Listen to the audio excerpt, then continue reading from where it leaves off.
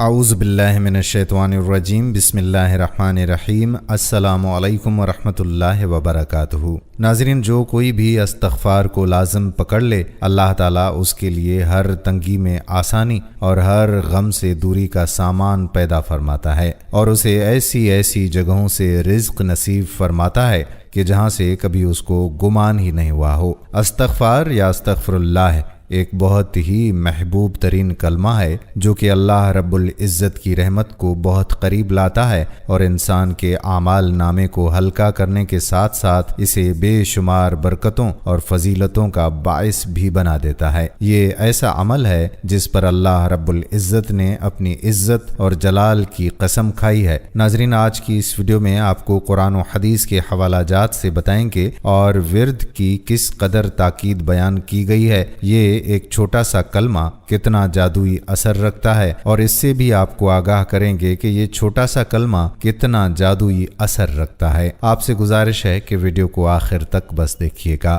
ناظرین، پیارے آقا صلی اللہ علیہ وآلہ وسلم نے ارشاد فرمایا کہ قیامت کے دن جو شخص اپنے نامہ اعمال میں استغفار کی کثرت پائے گا، اس کے لیے خوشخبری ہے۔ استغفار کا عمل اللہ تعالیٰ کو بے حد محبوب ہے۔ ایک حدیث مبارکہ میں پیارے آقا صلی اللہ تعالیٰ علیہ وآلہ وسلم نے ارشاد فرمایا کہ جب بندہ اللہ سے توبہ کرتا ہے تو اس کی توبہ سے رب کریم اس سے زیادہ راضی ہوتا ہے جتنا تم میں سے کوئی اس وقت ہوتا ہے جب وہ اپنی سواری پر جنگل و بیابان میں جا رہا ہو، اچانک وہ سواری اس سے گم ہو جائے، اس حال میں کہ اس پر اس کا کھانا پینا بھی رکھا ہوا ہو، وہ اس کی واپسی سے مایوس ہو جائے اور ایک درخت کے سائے میں آ کر لیٹ جائے، ابھی وہ اس حال میں ہو کہ دفعتاً دیکھے کہ وہ سواری اس کے پاس کھڑی ہے، پس وہ اس کی لگام تھام لے، پھر مسرت و شادمانی کے عالم میں یہ کہہ بیٹھے کہ اے اللہ، آپ میرے بندے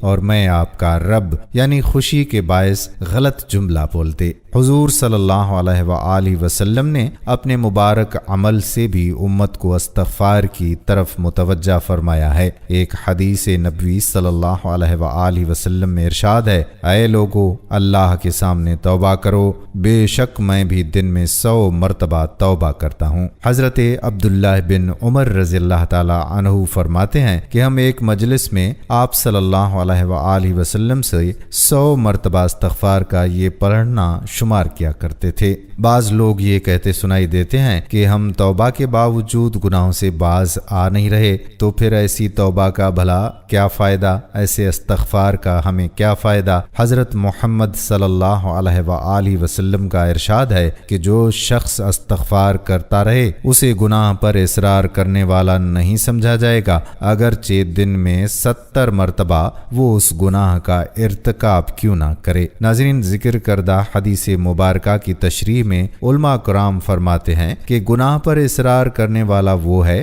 جو استغفار نہ کرے اور گناہ پر شرمندہ بھی نہ ہو۔ ابن الملک رحمۃ اللہ علیہ فرماتے ہیں کہ جو کوئی مصیبت اور گناہ کا کام کرے گا اور اس کے بعد استغفار کر لے اور اظہار ندامت سے کام لے، وہ برائی پر اصرار کرنے سے نکل گیا۔ دوستو، انسان ہونے کے ناطے ہم سے دن میں ایسے ہزار گناہ سرزد ہو جاتے ہیں جن سے خود بھی ہم بے خبر رہتے ہیں، یا پھر ان گناہوں کو ہم ہلکا پھلکا لے لیتے ہیں، جبکہ کسی گناہ کو ہلکا یا کم سمجھنا ہماری بہت بڑی غلطی ہوا کرتی ہے۔ گناہوں پر شرمسار ہونا، اپنی لغزش کا اقرار کرنا اور اپنے جرم کا اعتراف کرنا، یہ وہ مبارک اور بابرکت عمل ہے کہ جس کا توڑ شیطان کے پاس نہیں ہے۔ امام اوزائی رحمۃ اللہ علیہ فرماتے ہیں کہ ابلیس نے اپنے چیلوں سے کہا کہ تم انسانوں کو کس طرح سے گمراہ کرتے ہو؟ وہ کہنے لگے کہ ہم ہر طریقے سے انہیں گمراہ کرتے ہیں۔ ابلیس نے جواب میں کہا، کیا استغفار کے بارے میں بھی تم نے انہیں گمراہ کیا ہے؟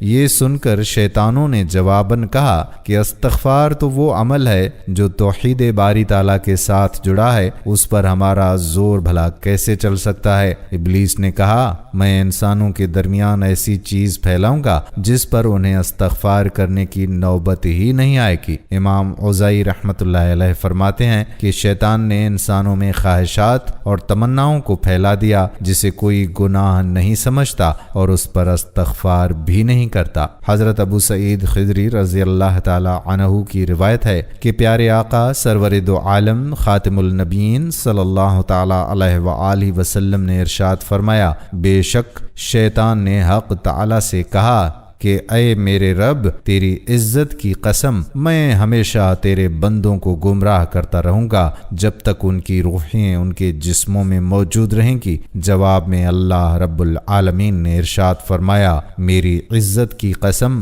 میرے جلال کی قسم، میرے بلند مرتبے کی قسم، جب تک میرے بندے مجھ سے مغفرت طلب کرتے رہیں گے میں انہیں معاف کرتا رہوں گا۔ دوستو، کسی شخص نے امیر المومنین مولا علی علیہ السلام کے سامنے بلند آواز سے استغفر اللہ کہا تو آپ نے اس سے فرمایا کہ کچھ معلوم بھی ہے کہ استغفار کیا ہے؟ استغفار بلند منزلت لوگوں کا مقام ہے اور یہ ایک ایسا لفظ ہے جو 6 باتوں پر حاوی ہے، اور یہ کہ جو ہو چکا اس پر نادم ہو، دوسرا یہ کہ ہمیشہ کے لیے اس کے مرتکب نہ ہونے کا پکا ارادہ کر چکا ہو، تیسرا یہ کہ مخلوق کے حقوق ادا کرنا یہاں تک کہ اللہ کے حضور میں اس حالت میں پہنچو کہ تمہارا دامن پاک و صاف ہو اور تم پر کوئی مواخذہ نہ ہو، چوتھا یہ کہ جو فرائض تم پر عائد کیے گئے تھے اور تم نے انہیں ضائع کر دیا تھا انہیں اب پورے طور پر بجا لاؤ، پانچواں یہ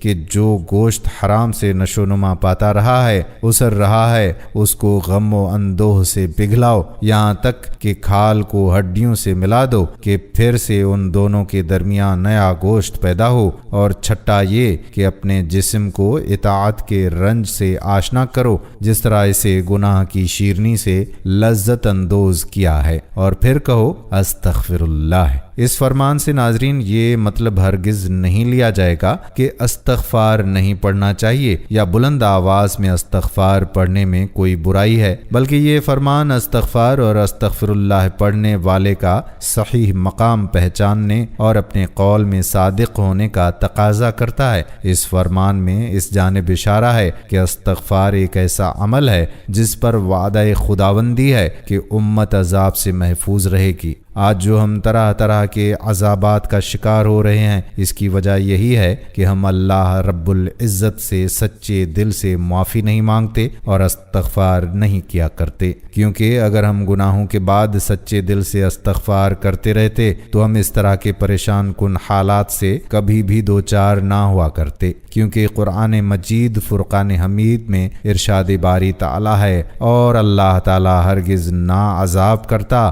ان پر جب تک تو رہتا ان میں، اور اللہ ہرگز عذاب نہ کرے گا ان پر جب تک وہ معافی مانگتے رہیں گے۔ ناظرین، مولا علی علیہ السلام کا ارشاد ہے کہ ارض کائنات میں 2 امان دیے گئے ہیں، زمین کے 2 امان میں سے ایک تو اٹھا لیا گیا اور وہ رسول اللہ صلی اللہ علیہ وآلہ وسلم کی ذات گرامی ہے، اور دوسرا باقی رہ گیا اور وہ استغفار ہے، اس کو مضبوطی سے پکڑ لو۔ دوستو، معلوم ہوا کہ امت جب تک استغفار کرتی رہے گی تو اللہ تبارک و تعالیٰ کے عذاب سے محفوظ ہی رہے گی۔ اس بات کی مزید تائید اس حدیث شریف سے بھی ہوتی ہے۔ مسند احمد میں حضرت فضالہ بن عبید رضی اللہ تعالی عنہ حضور اقدس صلی اللہ علیہ وآلہ وسلم کا ارشاد نقل کرتے ہوئے فرماتے ہیں کہ بندہ عذاب خداوندی سے امن میں ہے جب تک کہ وہ استغفار کرتا ہے۔ معلوم یہ ہوا کہ ہمیں ہر وقت ہر گھڑی